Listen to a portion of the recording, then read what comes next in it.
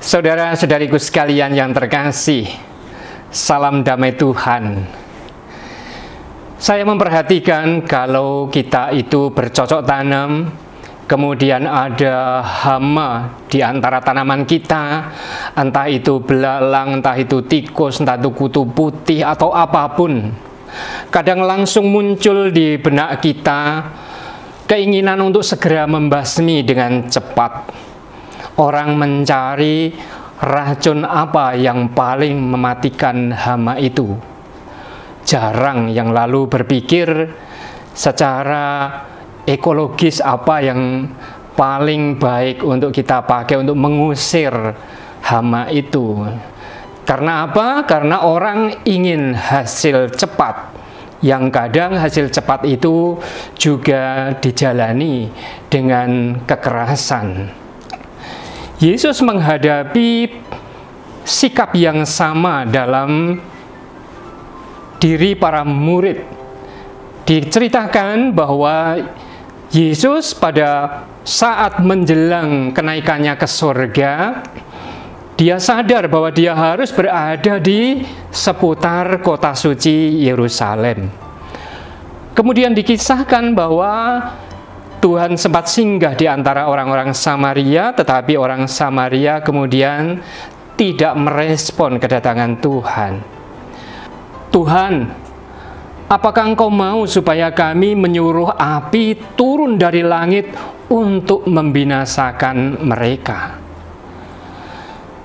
Para murid meminta Yesus merestui mereka untuk memakai kekuatan Tuhan, tetapi untuk menyelesaikan dengan cepat yang dalam tanda petik juga mengandung rasa dendam, rasa kedengkian atau kejengkelan yang membara, yang kemudian juga diwarnai dengan kekerasan.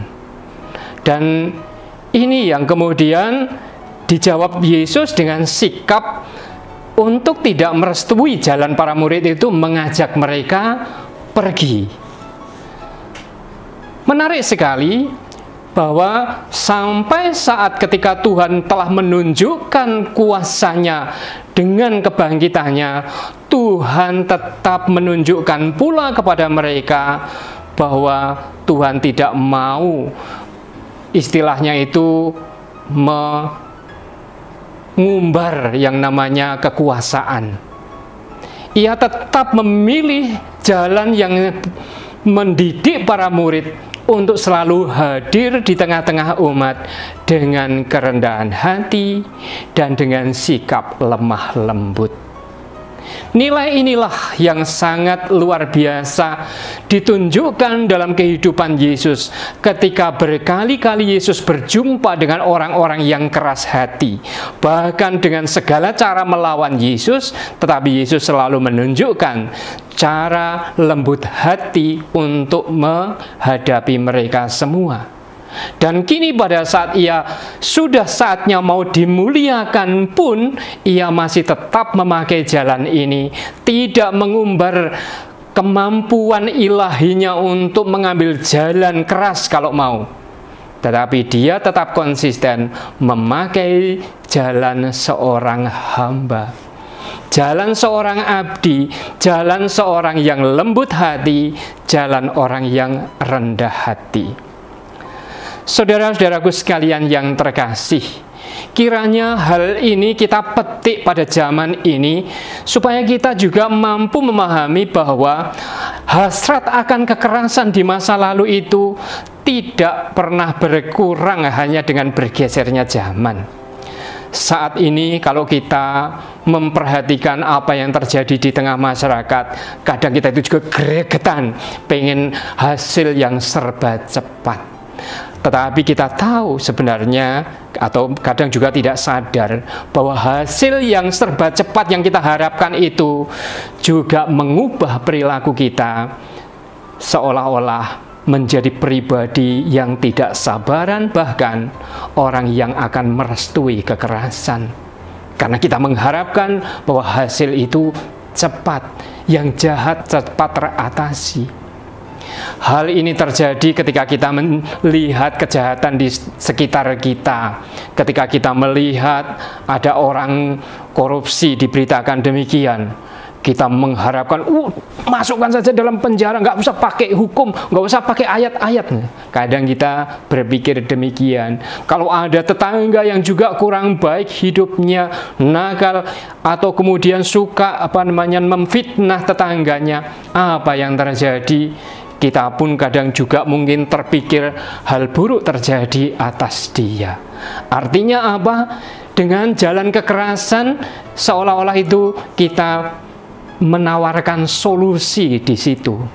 Saudara-saudariku sekalian yang terkasih, mari kita ingat, Anda dan saya adalah orang Kristiani, orang Katolik yang dibekali dengan kekuatan Yesus untuk berpikir bukan hanya mereaksi sekali, tetapi berpikir 2 kali, 3 kali, dengan bertanya, mana jalan yang kiranya akan ditempuh Yesus ketika ada di dalam situasi seperti ini.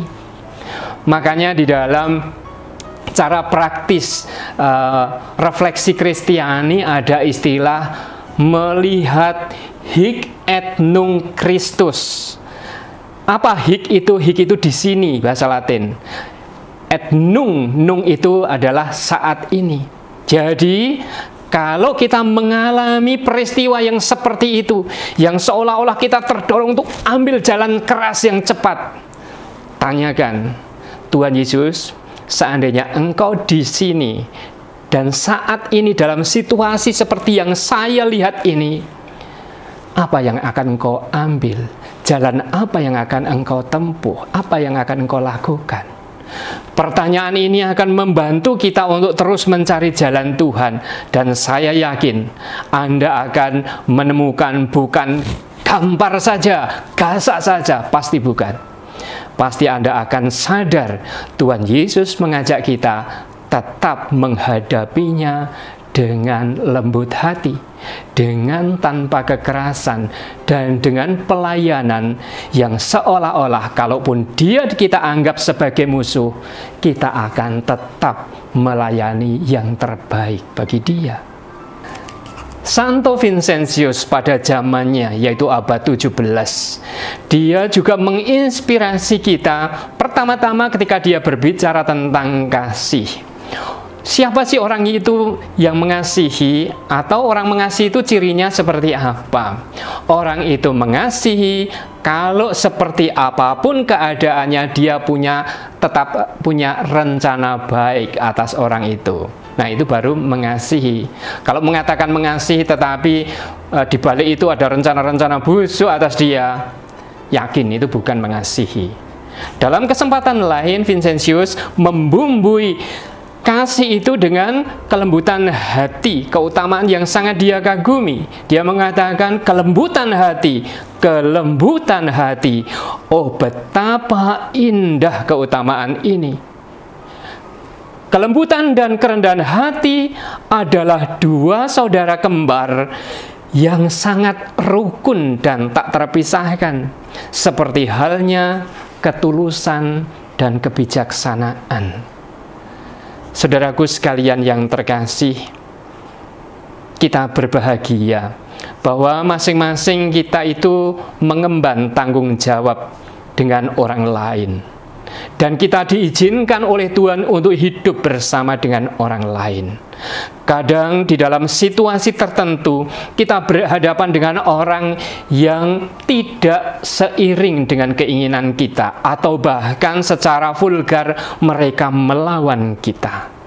Bagaimanakah kita sebagai orang Kristiani? Panggilan kita adalah 1, untuk tetap mengasihi dia, untuk tetap punya rencana baik atas dia. Yang kedua, bahwa kita bisa dan mesti melakukan ini, melayani orang tersebut tetap dengan rendah hati dan lembut hati, tidak dengan kekerasan, tidak memaksakan hasil cepat. Nah, disinilah kadang makna dari menghargai proses. Yaitu bukan hanya soal dari A hasilnya seperti ini, tetapi bagaimana perjalanan orang dari A sampai titik ke depan ini berjalan. Nah, ini penting untuk kita lihat, menghargai orang dalam perjalanan seperti itu, yang kadang ada gagalnya, kadang ada nggak matengnya. Tetapi kalau kita sadar, kalau kita sabar, percayalah, Tuhan pasti akan memberikan buah berkelimpahan lewat pengalaman-pengalaman, baik yang kita anggap itu langsam menghasilkan buah besar, maupun yang menghasilkan buah secara perlahan-lahan. Tuhan menyertai setiap langkah kita dan setiap orang yang kita layani. Tuhan memberkati. Amin.